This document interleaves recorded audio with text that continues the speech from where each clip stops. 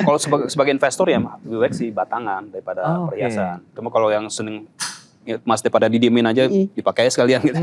Ya, mereka lebih seneng perhiasan gitu. Soalnya dari sisi nilai ya. Kalau emas batangan nilainya lebih, kalau dijual kembali lebih tinggi daripada yang perhiasan. Ini menarik. Kalau misalnya mau ingin koleksi emas begitu nih Pak Riston juga, better kita yang emas perhiasan kah atau emas yang logam mulia atau batangan begitu. Nah ini gimana? Kalau mau lebih suka yang mana coba? Kalau kita batangan ya. Kalau batangan kan artinya kita bisa melihat tuh. Kalau emas yang sudah jadi perhiasan itu ada waktunya, kadang-kadang ada patah. Ini pandangan saya. Nah kalau Mas Ariston gimana Mas Ariston? Ya, kalau sebagai investor ya lebih baik sih batangan daripada perhiasan. Cuma kalau yang seneng emas daripada didiemin aja dipakai sekalian gitu. Ya, mereka lebih seneng perhiasan gitu. Soalnya dari sisi nilai ya. Kalau emas batangan nilainya lebih, kalau dijual kembali lebih tinggi daripada yang perhiasan. Karena perhiasan ada biaya ini ya, pengerjaannya. Itu nanti kalau waktu jual tuh nggak dihitung. Biaya ini, jadi cuma dihitung emasnya aja gitu. Itu cuma harga emas turun. Nah emas juga kan menjadi salah satu penyumbang inflasi nih di Indonesia. Nah menurut Pak Ariston apakah ini menjadi, kalau saya sih menangkap apakah ini sinyal begitu masyarakat berarti sebenarnya sudah melek investasi juga nih. Iya nih. Jadi sebelumnya mungkin investasi saham kah atau obligasi dan lain-lain, sekarang sudah mulai banyak juga nih yang mengkoleksi emas sehingga demand-nya juga tinggi di masyarakat begitu. Ya, saya pernah coba beli ya emas belakangan ini. Emas di butik-butik Antam, kosong. Iya. Wow. Harus pesan. Harus antri. Berarti? Ya, harus antri. Oh, antri. Antrinya selalu habis. Mau antri habis. Oh gitu. Antam, gitu ya. Berarti antri itu tingginya itu ya? Antri itu datang langsung kita ke sana harus datang. Harus datang. Iya. Harus datang. Terus akhirnya coba cari yang lain ke saingannya Antam. Masih ada tuh. Kayak UBS. Kemudian ada Raja Mas ya. Itu harganya juga lebih tinggi malah. Nggak sesuai dengan harga yang tertera di Iya. Berarti memang persaingannya juga makin tinggi ya, dalam artian dari sisi Antam mungkin ada keterbatasan tapi bisa diambil mungkin oleh kompetitor dengan harga yang lebih mahal. Tapi diburu nggak masih Pak? Ya masih, mereka juga inden. Ya. Wow. Oh inden juga? Iya. Dahsyat ya Mas susah ini juga ya. 2026 berarti kansnya akan mengarah kemana sih kalau bicara emas di Indonesia ya, terutama nih Pak Riston? Prefer menurut Anda koleksi yang tadi emas batangan kah? Atau emas perhiasan, meskipun dari sisi penggunaan kan masih banyak masyarakat Indonesia yang show off lah ya, pengen gitu kelihatan aku punya banyak emas misalnya gitu kan. Nah ini kalau dari sisi investasi Pak Ariston, ya dengan semakin banyak berita-berita soal emas ini, soal investasi emas, soal logam mulia, mereka mungkin lebih cenderung ke lebih banyak lagi masuk ke logam mulia batangan gitu ya. Untuk investasi mereka gitu. Emas batangan tuh mau. Kita kalau misalkan bicara emas tadi kan, sekarang kita coba, kayaknya harga minyak dunia juga masih bertahan di antara 60-an nih, 60 US dolaran nih. Apakah ini penurunan, ini kira-kira kejadiannya gara-gara kenapa ya? Itu karena catatan dari survei dari IEA itu ya, terjadi oversupply. 4 juta barel. Sedangkan demand cuma naik 800.000 barel. Artinya sedang terjadi penurunan demand-nya itu. Iya, mungkin karena ini ya itu tadi karena geopolitik. Terus juga. Tarif Trump itu kan menghambat industri ya. Jadi orang pikir 2 kali untuk menambah kapasitas produksinya, jadi demand menurun. Iya. Tapi kalau kita ngebaca nih ya, kalau misalkan emang Trump benar-benar melakukan invasi ke Greenland misalnya nih, amit-amit kejadian. Nah, apakah itu bisa mengerek juga kah? Atau cuman emang sekadar ya udah segitu harganya 60-an gitu? Karena udah disonding dari lama nih. Iya, makanya. Jadi udah price in mungkin. Udah bersiap-siap kan orang-orang, wah ini harga bakal mahal nih gitu. Tapi Greenland bukan produsen minyak mentah. Bukan.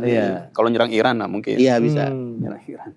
Tapi potensinya kalau kita lihat dengan pergerakan harga energi, kemudian distribusi, logistik dan lain-lain, kemudian akankah berdampak kalau kita bicara mengenai pengiriman tadi produk-produk emas secara global juga begitu Pak Ariston? Kira-kira. Bisa mempengaruhi. Jadi itu ya kayak kejadian apa ya? Rusia lawan Ukraina ya. Itu kan mempengaruhi jalur distribusi mereka, logistiknya. Jadi harga komoditi tiba-tiba naik gitu, spike gitu. Oke. Berarti tetap ada ya nanti irisannya begitu ya. Oke. Wah, ini menarik tuh. Berarti emas kalau mumpung sekarang tadi 2,7 juta ya per gram. Jadi kalau punya uang ya mungkin bisa lah segram 2 gram. Bisa lah, kita ambil dulu pelan-pelan kan.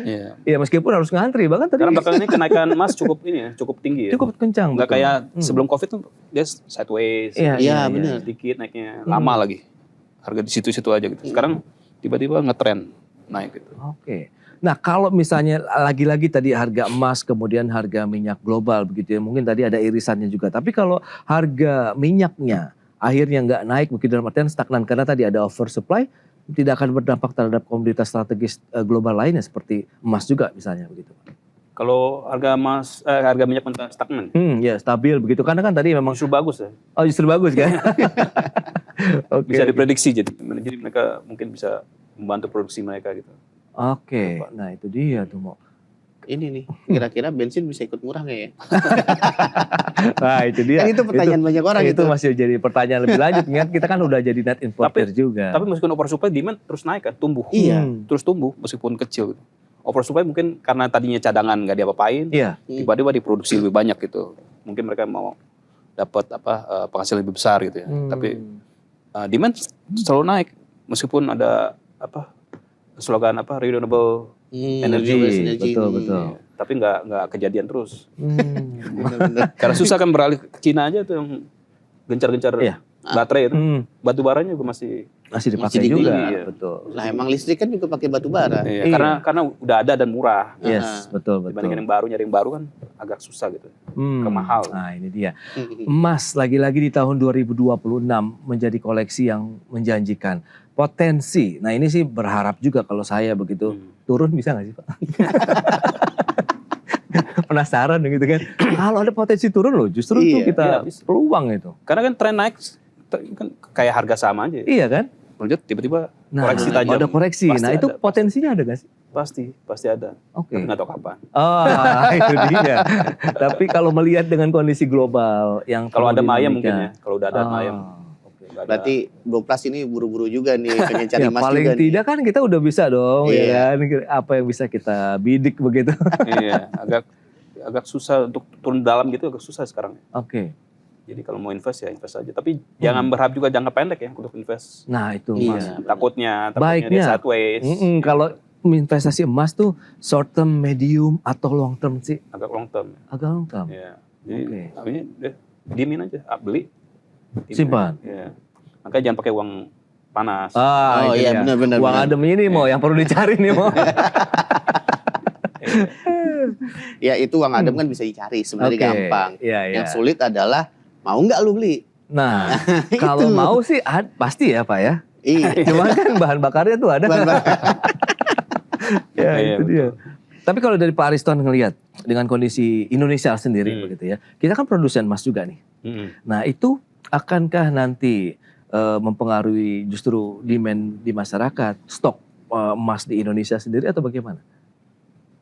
Kalau untuk harga sebenarnya nggak akan ya. Kecuali ada kebijakan pemerintah yang kemarin Kementerian Keuangan itu memajaki ya ekspor. Nah, itu mungkin akan sedikit banyak bisa mempengaruhi harga. Artinya emas yang di pasaran global akan berkurang atau menyusut dikit ya. Jadi itu menaikkan supply berkurang, demand naik, harga akan ikut naik gitu ya. Malah bisa naik lagi. Iya.